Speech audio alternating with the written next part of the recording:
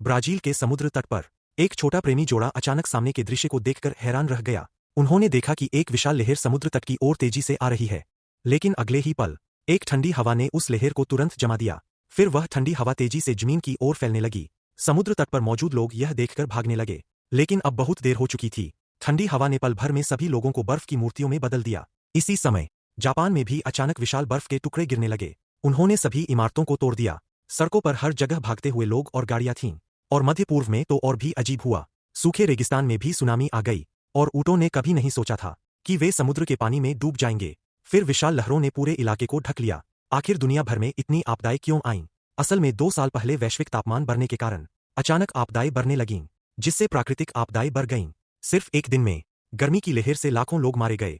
इसने मानवता को भारी नुकसान पहुंचाया। तब सभी देशों के नेताओं ने एक आपात बैठक बुलाई, जिसका उद्देश्य अपने हित छोड़कर मिलकर पृथ्वी को बचाना था। आखिरकार वैज्ञानिकों की मेहनत से एक आपदा नियंत्रण प्रणाली बनाई गई। उन्होंने हजारों उपग्रह लॉन्च किए और एक वैश्विक सैटेलाइट नेटवर्क बनाया।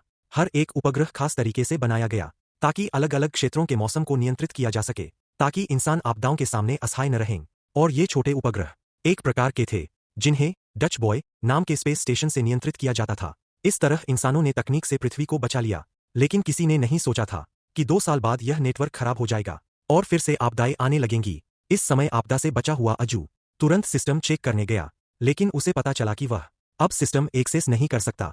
उसने तुरंत डच बॉय के प्रभारी अवेई से संपर्क किया, लेकिन हैरानी की बात कि उसके पास भी एक्सेस नहीं था। फिर उसने अपने वरिष्ठों को बताया, लेकिन अधिकारियों ने सोचा कि यह सिर्फ एक तकनीकी खराबी है और चिंता की बात नहीं। लेकिन जब इंजीनियर इसे ठीक करने गए तो फिर हादसा हुआ। एक आदमी एयरलॉक के खराब होने से सीधे अंतरिक्ष में खिंच गया। तब अधिक